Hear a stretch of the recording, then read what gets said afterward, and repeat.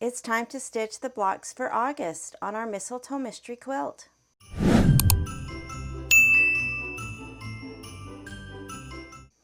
The blocks for August are one large block. I have my fabric backed with interfacing, and then there are 3 filler blocks. Those have also been backed with interfacing, and this is just an embroidery design.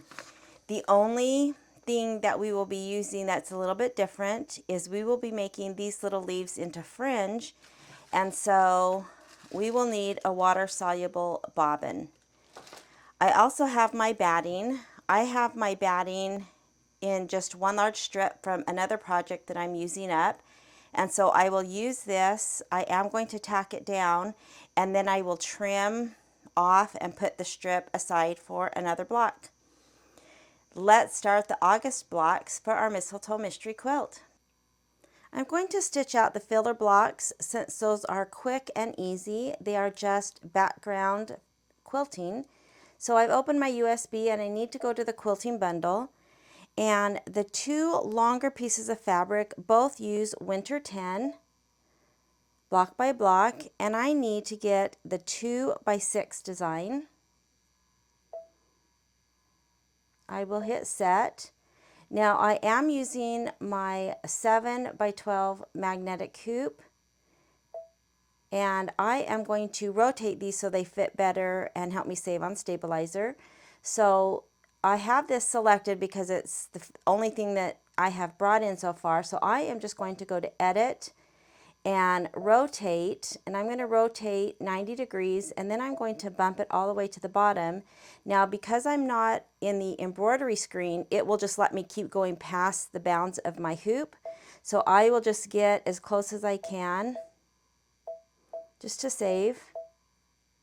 And then I want to make a copy because I need this exact same design stitched on the second piece of fabric. So if I go to edit and copy this little box with the dotted box, it will make a second copy. I am going to go to move.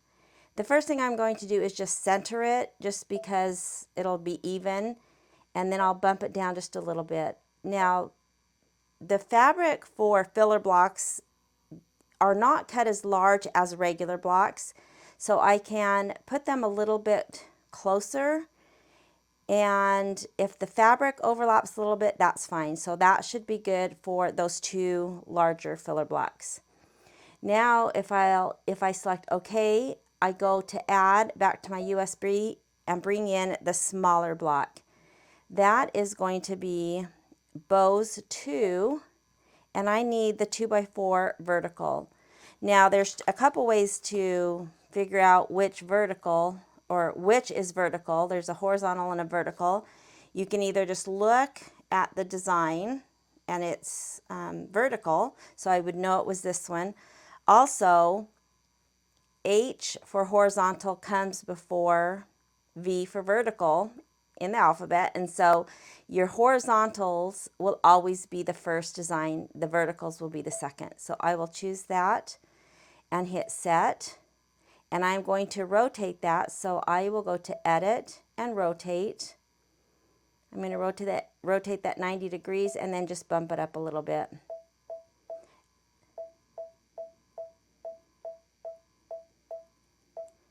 And I think that looks good, so I will select OK. Now I can choose embroidery, and if I stitch out as they are, it will stitch 1 block start to finish. And so if I choose the minus plus needle, you can see up here there's 3 blocks or 3 sets of colors, and that is stitching out this first one that we brought in start to finish, then moves on to the second and then the third. And that's fine, but my machine can color group, and so if I choose layout and layout again, I will select these little spools and it will highlight. But in order to really see what it did for my machine, I'm on a Celery. I have the 1 machine, but I've upgraded to 2. If I go back to the minus plus needle, now you can see there's just 1 set of color, and they're larger groups or larger colors and that's because it's going to do all the same steps at the same time for all 3 blocks. So this first step, it is going to do the placement for the batting for all 3. It will do the tack down for all 3 and so forth. And that just helps save on having to change thread back and forth. I am going to be using just a brown thread to do the placement and tack down of the fabric. And then I am going to be using the same metallic color for all 3 blocks. And then that way I don't have to keep switching back and forth. Now, let's say that I wanted let's say I wanted the bow a different thread for the quilting. I could just manually stop my machine when it was done with the quilting for the second block and change that. I happen to be using the same thread for all 3. All right, so the first is going to run the placement lines for the batting. I am using muslin for my stabilizer. I have the strip towards the top or towards the back of my hoop, and that is why I moved everything down so that I could save anything above that bow design. It will still be attached to my roll. All right, so let's go ahead and run the placement.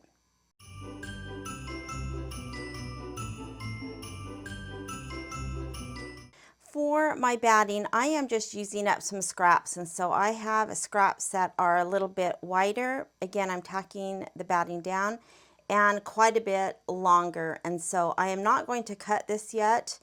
I will just put it towards the end and cut and save this for maybe another filler block at some point that's a little bit smaller. So I have 2 longer pieces, and then I have a piece that is much wider but will fit this piece, again, just to get rid of scraps. So I am going to spray these with a little bit of spray adhesive, place them down, and tack the batting down.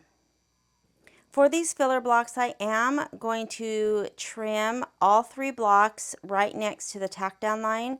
That's something a little bit different than I do with normal blocks. If I have background quilting that does not travel into the seam allowance, which these 2 larger blocks, the background quilting does not go into the seam allowance. However, I am still going to trim these because I am going to run the fabric placement. Now, the fabric placement stitch is something that I don't normally stitch when I do blocks because our fabric is cut so much larger. With filler blocks, it's not cut quite as large. Now, it is, larger, but I just want to make sure, because I have less fabric around the edges, that I get it as centered as I can. And so I'm going to go ahead and trim all 3. Now, the small block I would have needed to trim no matter what, because this has the background quilting on the ends of the bow that travel into the seam allowance. So this is one that I would have to do no matter what. Okay, I'm going to get these trimmed up and then run the fabric placement. I'll place my fabric and tack it down.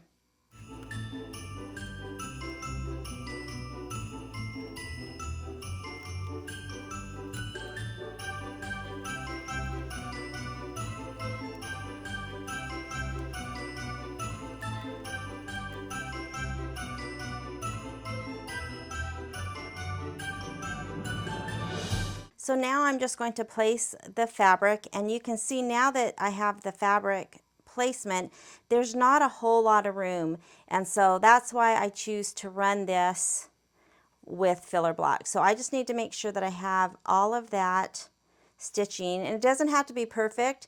It's going to stitch around that same stitch for the tack down, but that is going to be a guide to our trimming, and so I just want to make sure that I can't see any of that fabric placement, but it does not have to be perfect.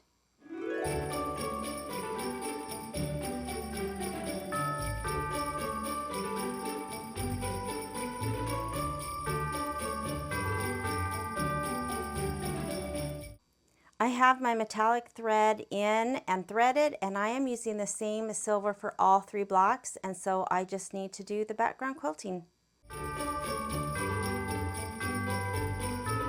I was planning on using the light silver for all 3, but I think that I'm going to use the darker little bit more gray metallic silver for these two gray blocks. I'm not really sure you can see that as well. So I just stopped, it just started stitching. But since I already have the light metallic threaded, I am going to move to the little green piece of fabric and then come back to these. So when I stop my machine, I of course have just started stitching this out, and I just need to advance forward since I want to get to the green block, which is the last block to be stitched. So I will just use my down arrow. It will go to the next long gray fabric. I'll go down one more time, and it's going to do the bow for the green fabric.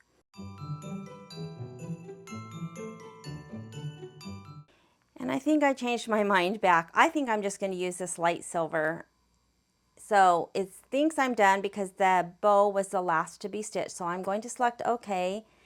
And then I'm going to use my up arrow. The up arrow will get me back to that bow, and I won't have to cycle through all of the placement and tack down. So if I go up, there's the bow, and I need to just go up 2 more times to get to the first, and I am just going to stitch this light silver.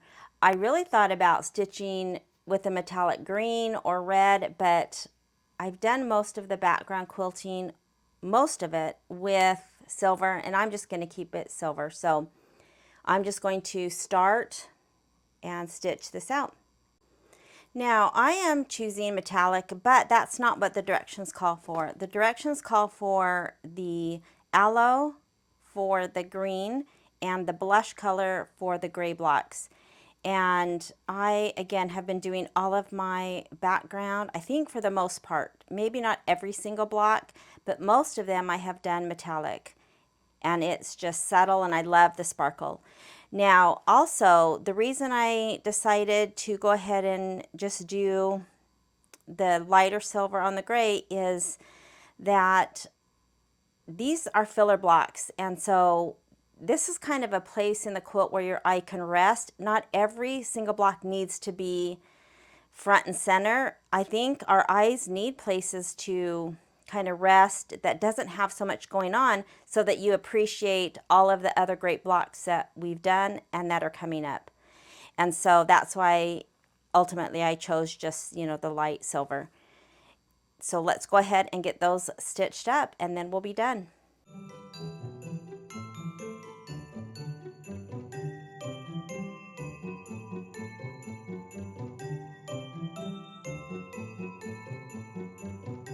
So here are the blocks. I love them, and they add just a little bit of sparkle. Now you really can't see too much of the bow on this fabric, and I think even the green, I don't really think the bow would have really shown up, but again, it's kind of just a nice rest for your eyes. I can see a little bit of sparkle and shine, of course, better in person. But these 3 blocks are done, and now it's ready to stitch the main block out. But on my screen, I had to manually stop after the second one because it thinks it needs to do the bow again. So I manually stopped my machine, and I can just go home because I'm done with this. So for me, I'm just going to select the home button. I'm going to cancel everything, go back to my USB, and get ready to bring in the main block. So for this block, I need to go to the quilting bundle, and I need to bring in Christmas 17 block by block, and I need the 6 by 8 design.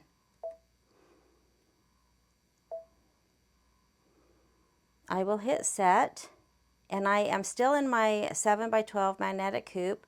I do have my stabilizer, my muslin still attached, so I want to shift this down.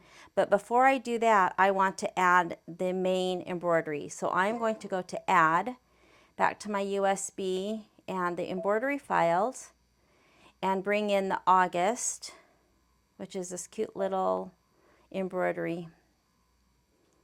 I'll hit set, and now that they are together and centered, I am going to choose embroidery. I'll go to layout and move, and now I can bump this all the way down, and because I'm in the embroidery screen, it will stop when it's at the bottom of my hoop. so I can get all the way as close as I can to the bottom. I'll select OK and then the minus plus needle, and we will start with the batting placement.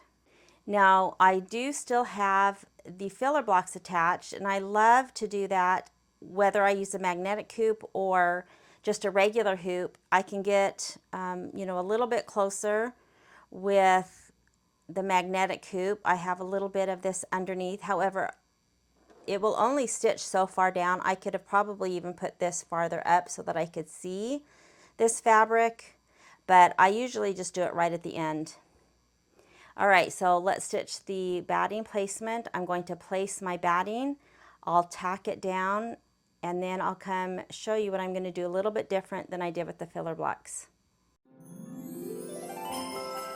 So I did make a good call about not bringing this little filler block too far up, because I forgot on the magnetic hoops you can stitch a little bit farther down, and so that's just perfect. I hardly waste any stabilizer. Now for this one, I do have that big long strip that I used for another project. I am just going to place it down, making sure everything's covered. I have this whole strip still attached, and let's tack that down.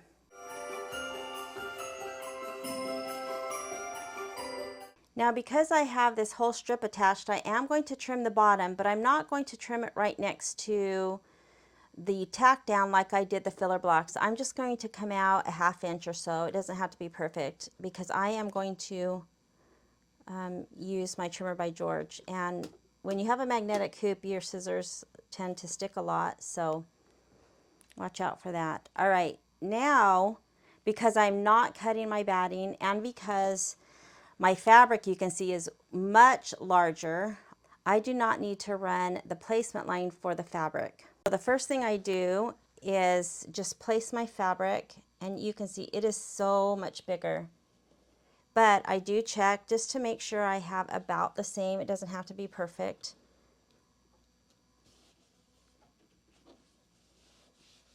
But now I need to skip that fabric placement. So I'll just use my down arrow, and I'll be ready to stitch the tack down.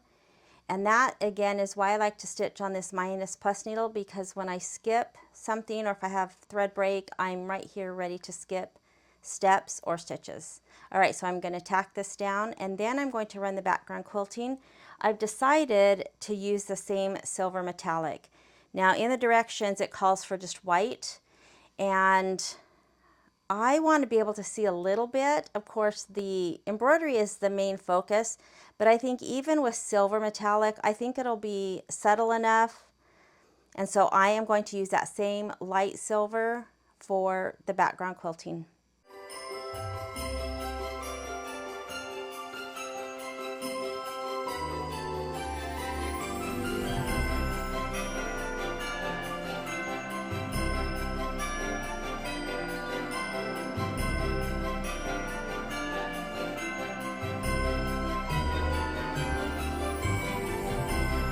Now the next step is some little greenery fills and details, and then we'll move on to the cute fringed leaf. But I am going to go ahead and cut these bottom two gray pieces off. Usually I'll just leave one so that this doesn't, you know, drag and get in the way. So I'm just going to loosely cut that, and now just the green is attached. All right, so let's stitch a couple of steps, and then we'll do those fun fringe flowers.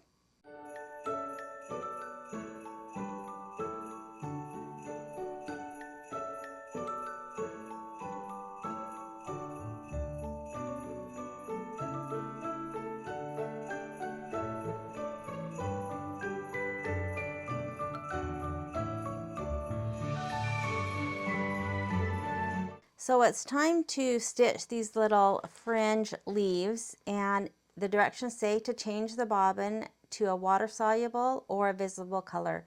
Now I've mentioned several times that I have tried using a visible color of thread for my bobbin, like a red or a teal, and tried to cut that to make this fringe, and it did not work for me. I mean, it worked, but it took so long that it wasn't even worth it. So that's when I spent $8 on some water-soluble thread, and this is great for any of the fringe. So I have my bobbin, and I do mark it with a Sharpie, and I know that that, you know, doesn't stay on forever. I try to hold it by the sides. I mark both sides, but you can see it gets rubbed off. But when I am done stitching this, before I even put back in my regular bobbin, I will put this back with my thread. And that is because if you look at these, they just both look like white thread. And if you don't have this mark, or it's rubbed off, or you take this and set this aside thinking that you're going to remember, you may not. And if this gets wet and you've stitched something that isn't meant to come out, your stitching will come out. So that's the first thing I've gotten in the habit of doing, is immediately when I am done stitching, before I even put my regular bobbin back in, I put it back in the little Ziploc bag. All right, so I have that in, and we are going to stitch these little fringe leaves.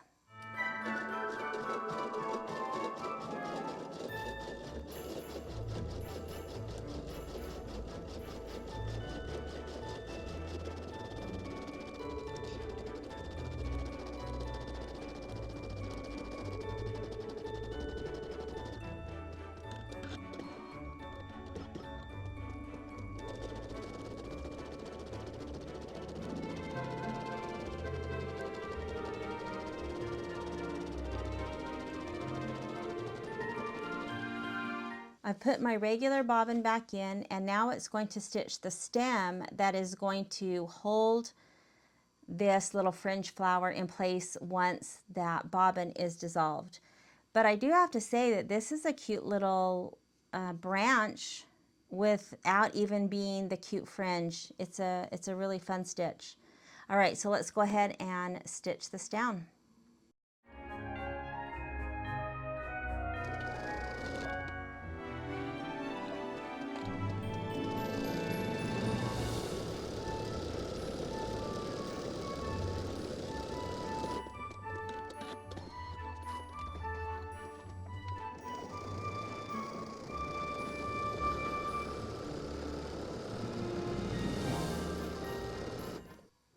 After stitching these little fringe leaves, the directions say to go ahead and dissolve the bobbin if you use water soluble, or clip the thread if you used a visible thread color, and they want you to do that right now. I am not going to do that until I am completely done with the block.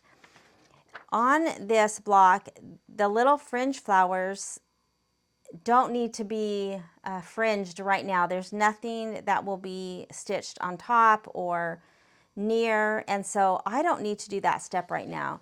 And the reason I'm not going to is because if I get that wet, I either have to let it sit and dry, or I have to iron it dry so that I can continue stitching, and I just want to stitch my block. We don't have very many steps left, just a handful of little details, and then we're done. So I am going to wait and do that once I have everything stitched and then out of the hoop.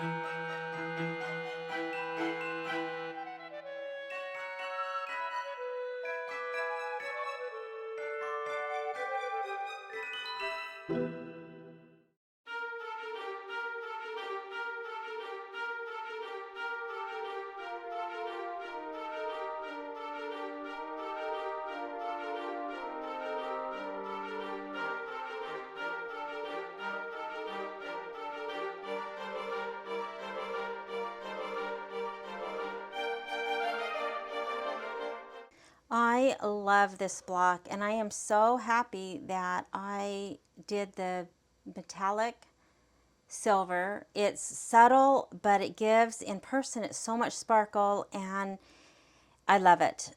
Love this block. So before I do the fringe, I did cut some jump stitches. I think I missed one right here, this little red one. I'll have to do that. There were, several in the words. And now I need to go ahead and remove my basting so that I can take out my batting, since I didn't trim it when it was in the hoop. So how I take out basting and the tack down of the fabric is super easy. I flip it to the back, and it's this outside stitching, and I look for the knot, and I just cut the bobbin on both sides of that knot. And then for a smaller block, I usually just go to the diagonal corner and cut. I'm going to try that. Sometimes with bigger blocks, I can't get all of this around the corner pulled out.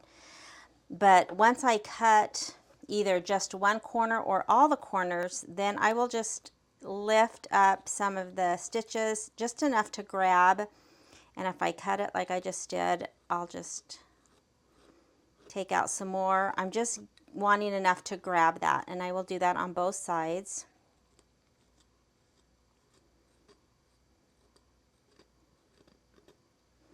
And then I will just grab that bobbin thread and hold it and hope that I can get all the way around this corner.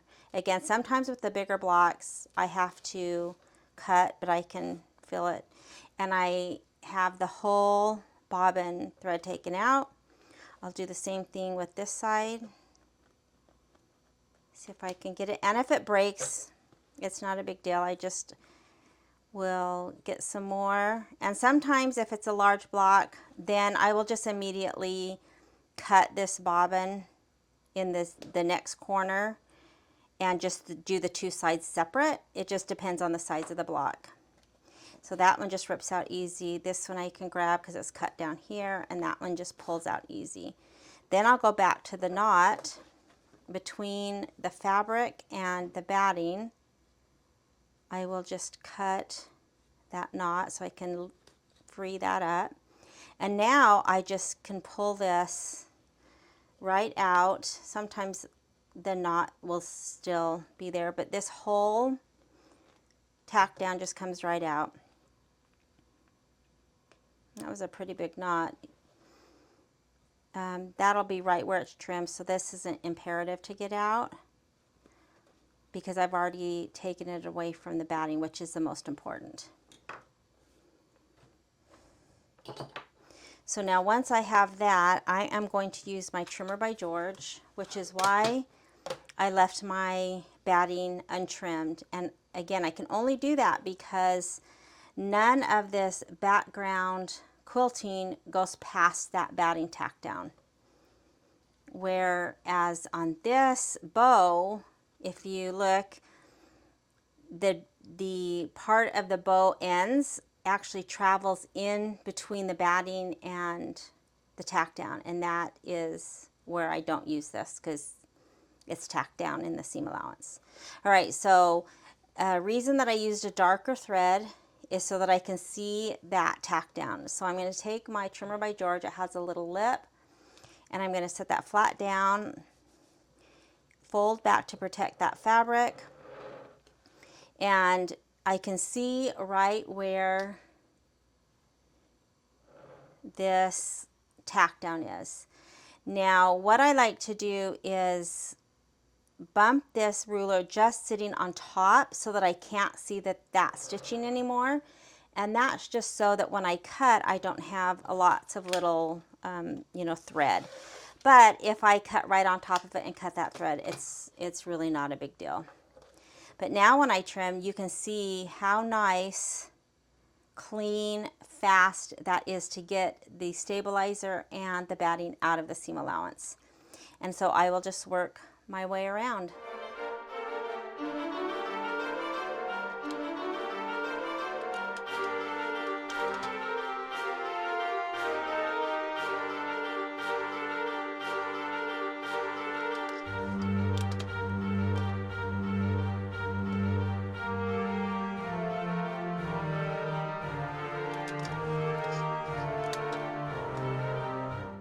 And so now you can see how nice and clean and fast that was.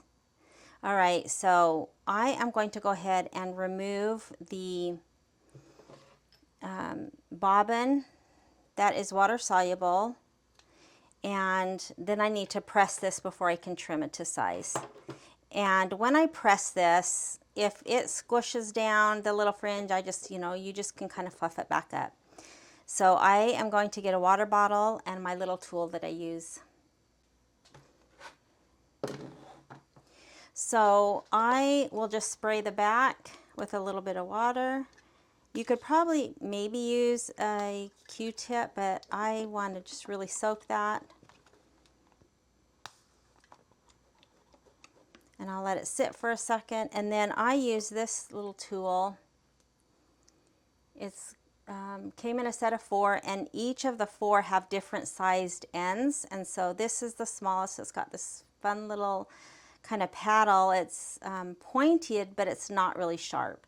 And so I use this for my fringe. And so once that starts to dissolve, I will just scoot this under and kind of wiggle. And you can see that it starts to come up. And it's really that fast.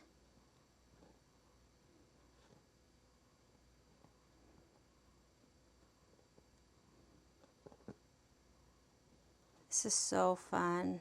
It just adds so much dimension and just something different. I love when they do fringe. So I'll make sure that I have it all up. And again, I'm going to press this. And if it flattens it down, then I'll just, kind of fluff it back up when I'm completely done with the block.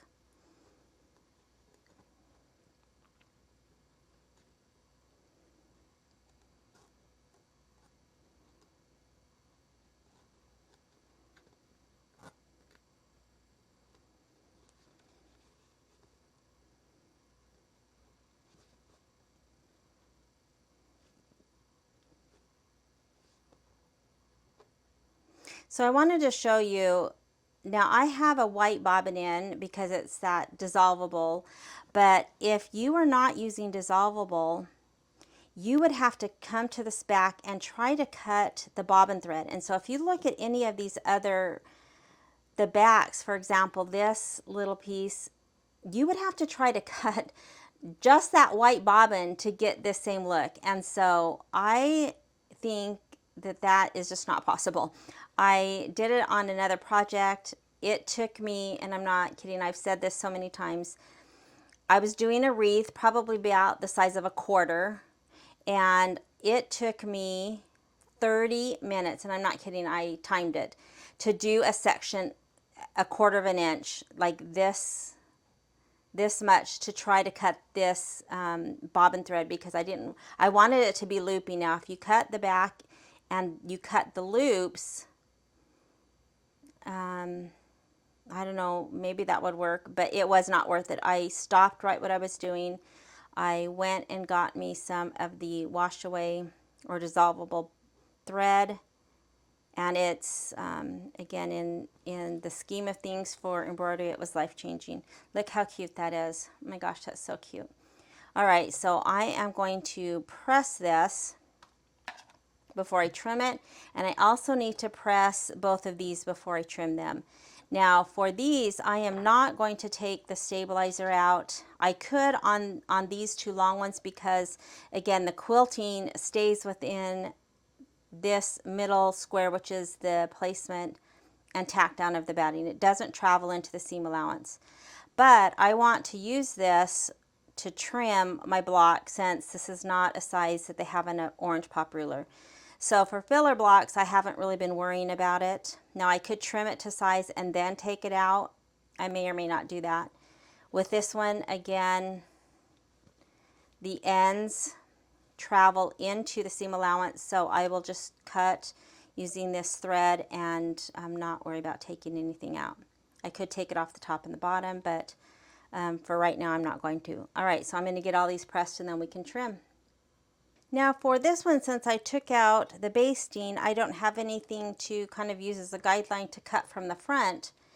So I will turn it to the back. I've got a nice edge from my trimmer by George, and I am going to use my orange pop ruler. I just center it. I don't measure, I just kind of eye it to see if I have about the same amount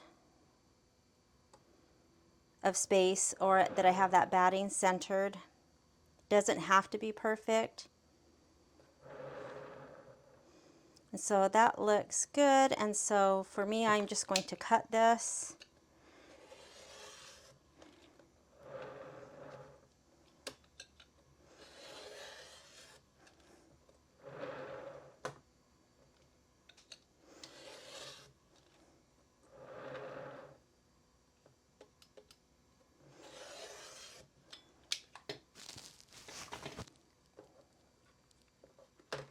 And if I don't quite get the end cut, sometimes I don't get quite up into that little corner. Usually it's just a thread. And then I can just cut that. And then I've got the cutest little block. Love this one. And it's so simple. It's just embroidery. I just love it. This is one of my favorite blocks. I love it. All right, so now let's work on cutting these filler blocks, because I don't have an orange pop ruler that matches this size. Now I will say there is a center that comes with the rectangle that is the size of the 2.5 by 4.5, which we need to cut. So I could line this one up using my thread, which is one reason I used a darker thread. And I could cut around that. Usually that's what I do for this piece. And so I'll just line it up. Again, I'm not taking any of the stabilizer out. And I'll just make sure it's, you know, pretty even. And then I can just cut around this.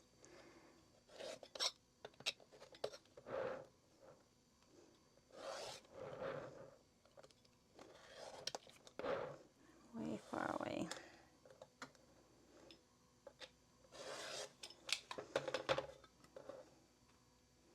Oops.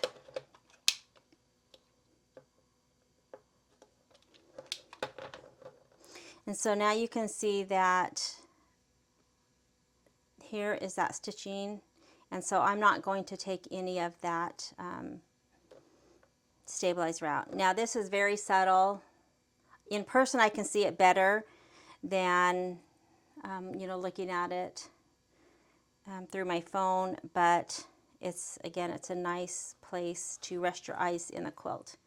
Now for these two, there is no orange pop ruler that is this size, and so you could use a regular ruler. I mentioned this in another block.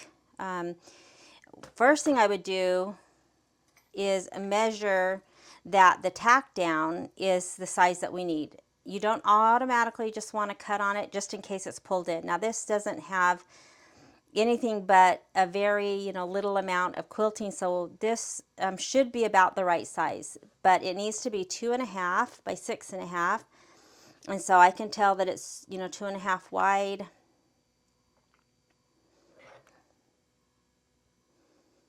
And it's a hair under 6.5, but if you just cut to the outside, so always measure just to be sure. So what I would do for these is I can just line my ruler up right to the outside of that stitching. And if you cut a little bit closer to the stitching on one side versus the other, as long as your final measurement is the right width, then that would be fine. So I'm going to cut this one side. And you can see I cut a little bit off. Now I'm going to do the same. I'm going to spin it around, and this time, because I have a cut edge, I need this to be 2.5. And so I will line up my 2.5, mark all the way down, and then I will cut this side. Now you can see that this has a little bit of that tack down and this doesn't, and that's fine for these filler blocks. That's not a big deal. And then I will do the same with the other. I will just line it up.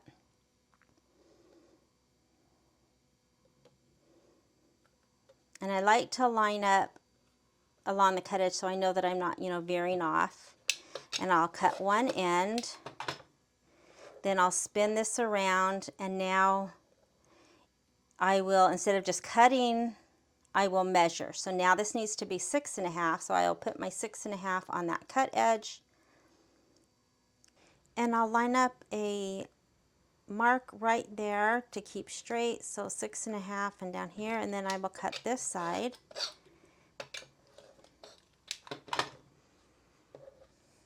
And I'm good to go. I'll do the same thing with this one. Now remember, this was just a little bit short when I measured it, and so that's why I have a little bit more of the tack down. I could have gone a little bit farther out, but this is all going to get caught in the seam allowance.